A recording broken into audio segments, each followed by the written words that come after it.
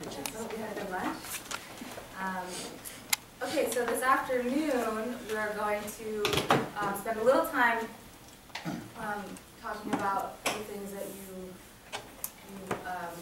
noted from the curriculum. But just know that all of this we're taking and it's going to inform our planning for Thursday, which on Thursday afternoon we're going to have a couple hours just at the ELA group where we're going to really spend kind of focused on the course, looking at what you are thinking about, and giving you time to plan and share that stuff with each other. So that's, we're kind of taking this as just like an intro, and then we're taking this and going to really work on it a lot more for Thursday. And then the rest of the afternoon we're going to spend going into the CUNY placement exam, and then doing some other logistics and stuff around the program. Okay, so to get you blood moving a little bit, we're going to do a gallery walk.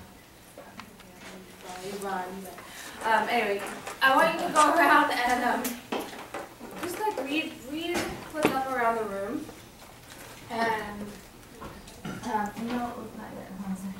and yeah, you're just reading what's up around the room and taking note of what's there, and then when you come back to your seat, we're going to do a little writing about it. So 2 minutes for that.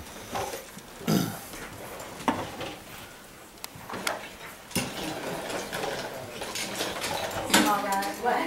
You're small guys.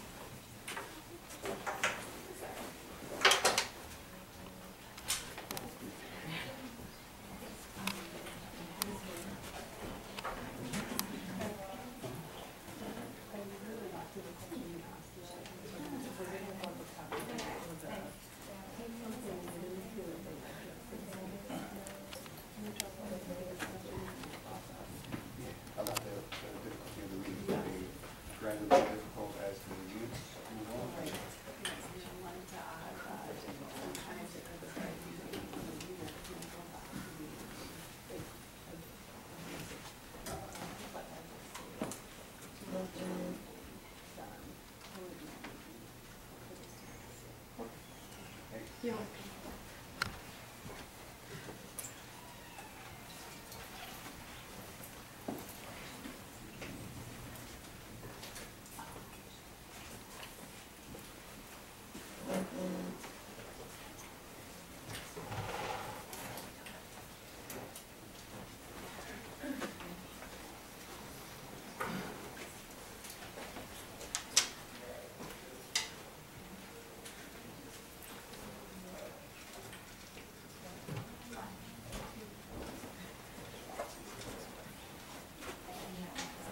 No, I know.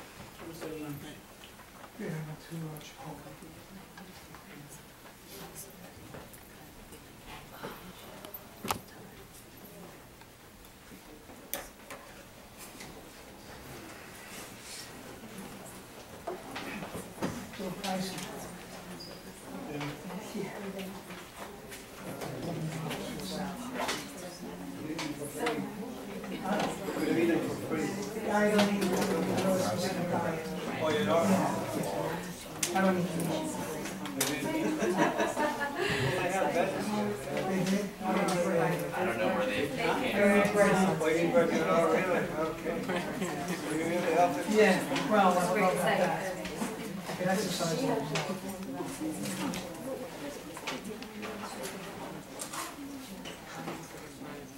Okay, so just do a quick write for about 3 minutes. And what did you notice when you were walking around the room? What kind of comments, questions, things that came up? What did you see? And we'll share out. Or anything that struck you, something you want to address now?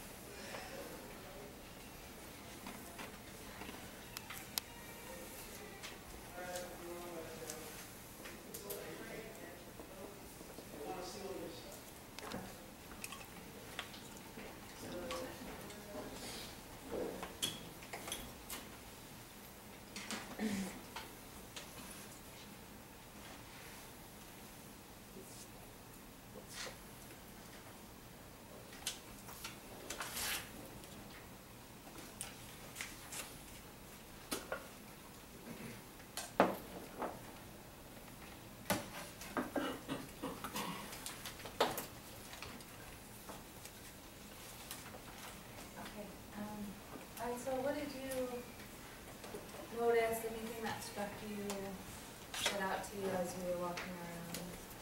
Yes. I really didn't think about previously, but the issue of a curriculum map is mentioned. That really helps so much. To have one. To have one, like, you know, it's great to have, you know, several people have mentioned it, having 1 unit is good, but having a curriculum map, even if it hasn't been like worked out with the kids, helps for a teacher.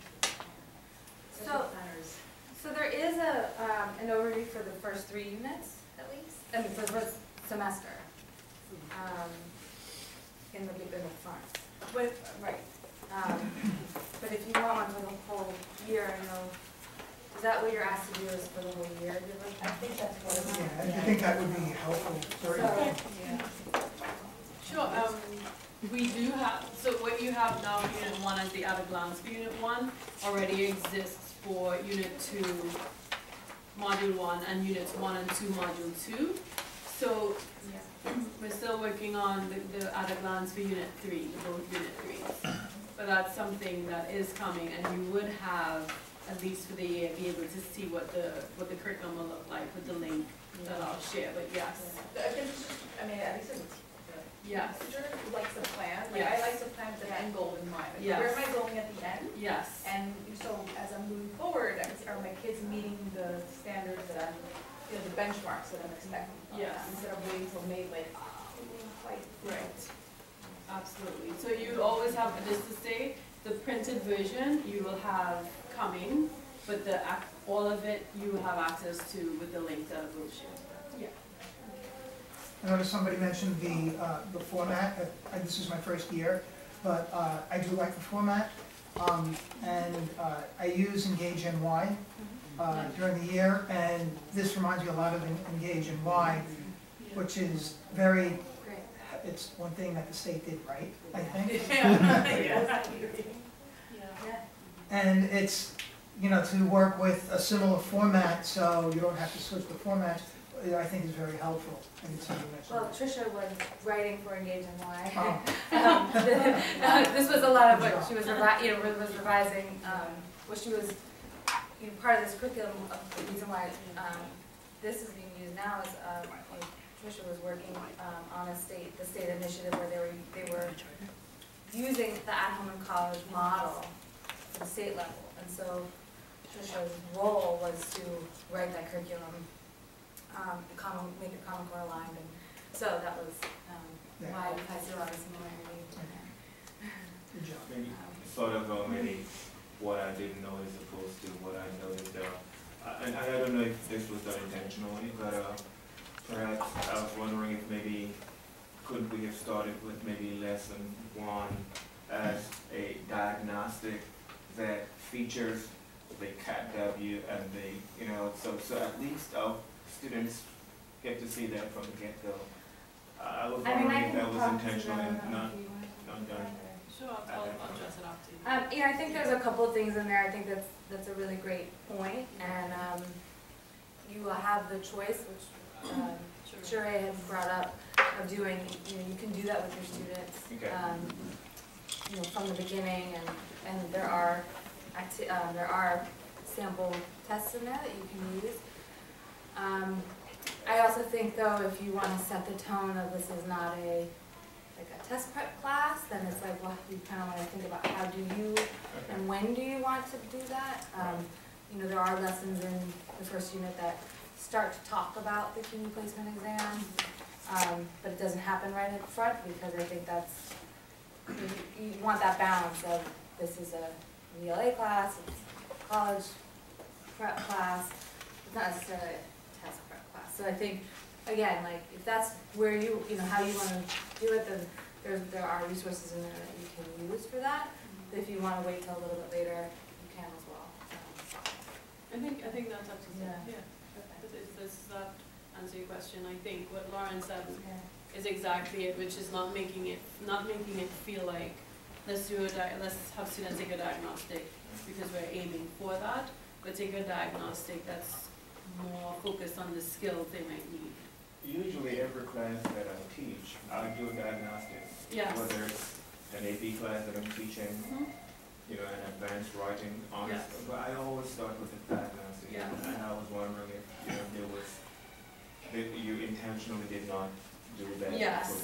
because I intentionally, yes, because that Lauren just mentioned. yes, it's something that, and I wanted to say a little later, things that would have been my dream list of things to include, but a diagnostic is one, which is I didn't think it was my place to say do the diagnostic this way. Okay. But I think, yes, absolutely, having a student take a diagnostic will be helpful. I then have a question. Is there a format of diagnostic that you would suggest we use? I could. Because my school requires that every grade level take a baseline assessment of some type. Yes. So if there is one that I could then go back to the senior team and be like, okay, so this is what we're going to do for the seniors, it would make life a lot easier. Sure. Thank you. You're welcome. Someone asked the question if literature in some way would be, what role it would play. I know in the last year's curriculum, Persepolis was used for the sociological part. Yeah. Is that still going to be used, and is there a literature component in the first unit as well? Not in the first unit, but Persepolis is in the second unit, and that's another tension for me with the curriculum, which is not having enough literature, poetry. I think the students can develop literacy skills through poetry, through different means, but there was also the state on the Common Core and all of that coming down, which is, no, some of these things are not. So, yes, it's, Some teachers have taught novels alongside of the curriculum. Has anyone taught in here? I mean, Short stories. short stories, Robin did. I think Gatsby. And Gatsby the whole intrinsic, extrinsic motivation. Nice. I think one teacher a couple years ago taught he did like the Hunger Games, like the whole thing, but throughout the whole year.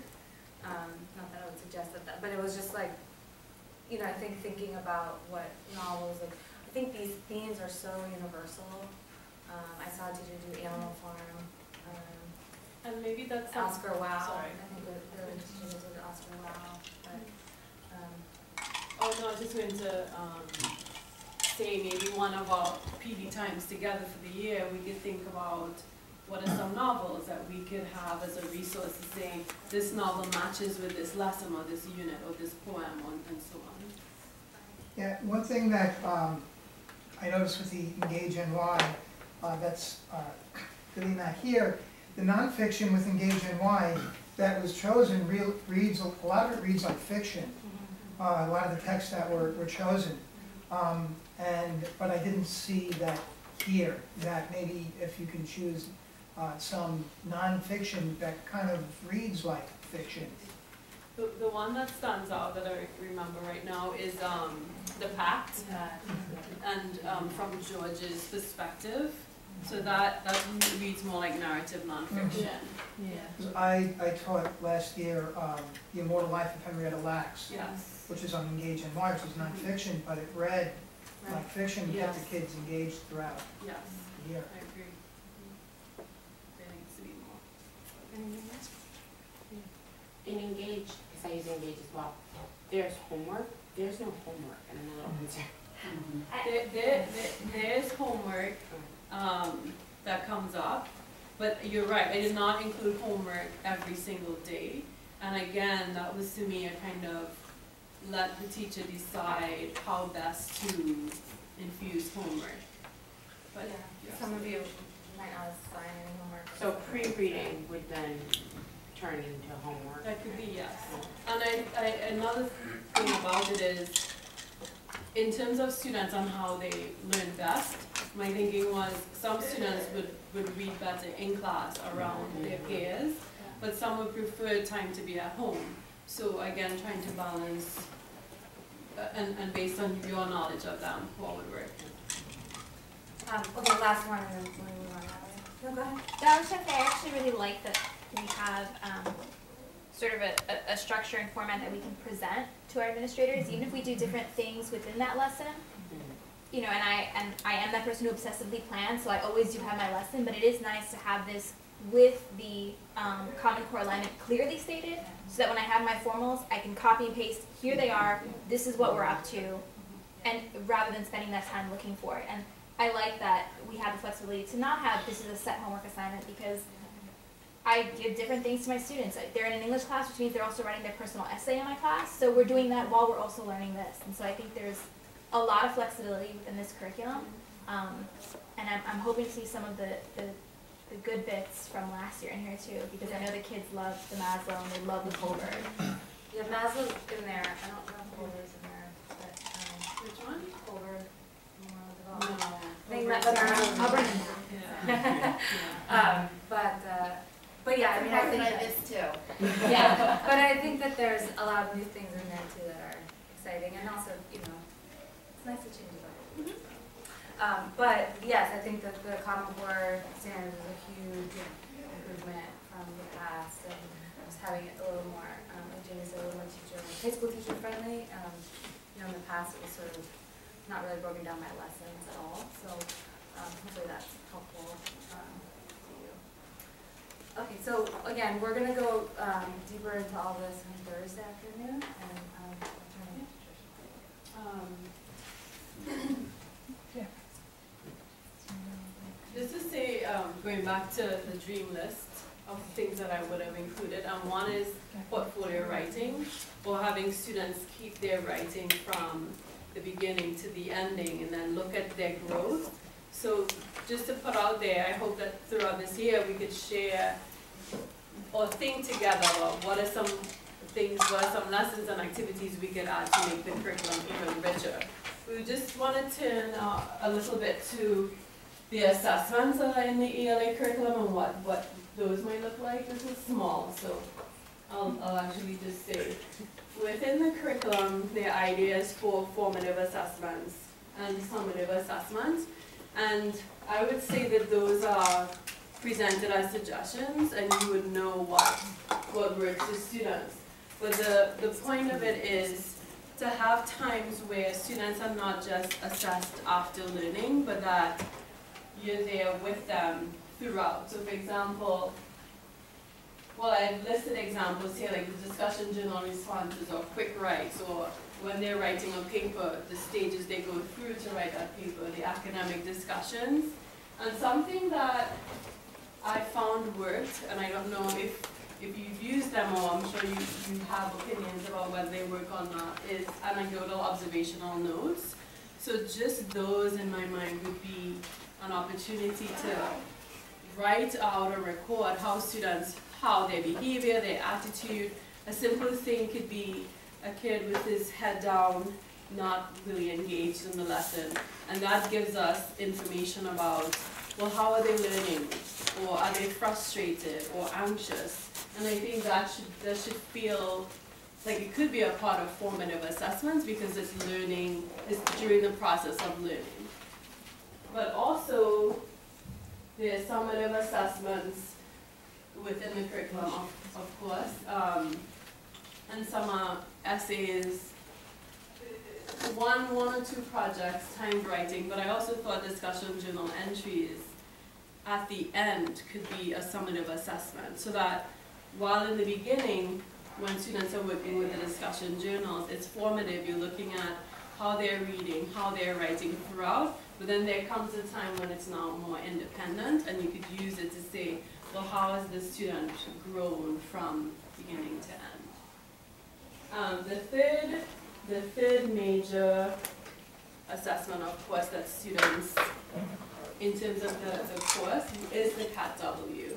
And it's something that, it's a tension for me because, again, the course shouldn't feel like a test prep, but it is preparing students for that demand throughout their academic lives of how to write on it for a particular test, how to read for it, and that's what's going to be the focus of the rest of a major portion of this afternoon. Do you have any questions about assessments? The formative or summative or? Is that accessible? Yes, you will get, yes, I'll share the PowerPoint with you. Yeah, I think that one of the biggest feedbacks over the years has been that there haven't been enough assessments and that you've had to kind of create your own. And so that's been also a big improvement, is that they're more embedded now, and you still will try to create your own based on your needs and the needs of your school, but at least there are a lot more in there to guide you. So we're going to spend some time around the CUNY placement exam, and just out of curiosity, who is familiar with the CUNY placement exam? And who kind of has heard of it, but the rest of you? Okay. So the CUNY placement exam, students take when they apply to CUNY and get in. As you heard in the morning, there's two components. There's a math part, and then there's actually three components: there's math, and there's reading and writing. And the students, I think every student takes math, no matter what their Regent score is, because it determines what level of math course they're placed into. Mm-hmm. But not every student has to take the reading and writing. That's based on their Regent score. So CUNY has set 75 on the Regent score as the benchmark for college readiness, which means that students who have 75 and above can go right into their first year or gateway courses. So our program is working with those students who are between a 65 and a 74 on the ELA regions. And the students are given a chance to take this placement exam twice during their year with us, and which is a huge benefit. A lot of students who go into the CUNY placement exam, they might not pass it the first time just because it's new and they've never seen it before, and they don't know what to expect. So even just the exposure to it for a lot of our students is enough, and that's enough for them. But the fact that they'll have a chance to do it twice if they need it is huge, because they can go right in January, they see it, and sometimes a lot of our students come back after January and they're like, oh, okay, I'm going to take this class a little more seriously, like now I get it, now I understand, like it's really grounding for them. So you know, that 2 times is really, really huge. It's a huge benefit for them. Other students can take it, if they're not enrolled in this class, they can take it twice, but there has to be a level of intervention. They have to have a certain amount of hours between the first time they take it and the second time they take it, of like some sort of intervention. So our course is kind of considered that as well, so that's why they can take it twice.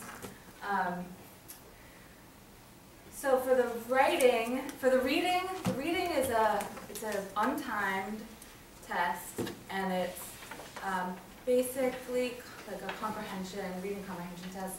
It's on the computer. You know, we'll go over reading a little bit more in future PD, and Tricia can send out some links to you that there's a lot of online resources. CUNY has a great tutorial online that I advise that students actually go through, because there's a lot of just logistics around how you would take it online that are helpful for them. But it's real just reading comprehension, like main idea, author's purpose, vocabulary, like factual questions. And so again, like we'll talk about that, it's multiple choice, but it's untimed on the computer. The writing is the CUNY assessment test in writing, the W, and that's a 90-minute timed test that we're going to practice and work on now. And it's a little trickier for students. And before I go into that, kind of, you know, we'll get a chance to go through it, even if you are really familiar with it. You know, it's always great to kind of go back and look through it and practice it. When students go in to take the test, they take all 3 components. So they usually take writing first because it's time. This is if they need to take all 3, right? So if they don't need to take English, then they just go to math. But they usually take writing first, so it's 90 minutes, and then they take reading, that's on the computer, and that's untimed, and then they take math, and that's untimed as well. Right? Math, I think, is untimed. I think, yeah, math is untimed. So writing is the only thing that's timed. And there's a lot of strategies around working with students about like kind of like talking to them about being untimed and timed, and again, we'll talk about that later, but yeah. Just have a question about the test. Yeah. So if they got a 75 or above On their regions. on their regions, they're not going to take this test. Right. So even if they got an 80 or above in math, they still have to take the test? They take it, but it's not to determine if they're in remedial or not. It just Okay. places them into their like level of Okay, class. so no matter what, they're taking the math test before they get into. Yes, and like, Yes. yes. Okay. Right, no matter what they're taking the math class. Are the, I didn't check, are the examples that we have, does it now have the prompt? Yeah, I In the think right I placement? think I did switch those Okay. around. When I sent them to you, yeah, right. Okay, so we're gonna look at the, I think I did that because, yeah, the prompt, it was like kind of organized the wrong way in the previous version, so I think they changed that. So today we're going to allow ourselves some time to experience this test, first as a team of students, then as a team of test raters, so kind of think about how the raters think, and then as a team of teachers, really discussing what makes a successful essay. So again, like some of this is familiar, but there's gonna be a little twist at the end, so it's not totally old. I used to teach for CUNY. All right, so I just want to look at the first page. So we try not to flip through it because we're just really gonna look at the first page. And our first step is I'm going to give you a minute to again, this is what students get. Right? This is the CUNY assessment test for writing. They get 90 minutes. I'm giving you 10, maybe 9. I'll give you 10 minutes. To read it and write. And then wherever you are for 10 minutes is fine. We'll just talk about it. Okay? If you need to write, you can always use the back of your agenda. Sorry for extra paper. If you use the back of the agenda or you need that paper. Okay? So you have 10 minutes.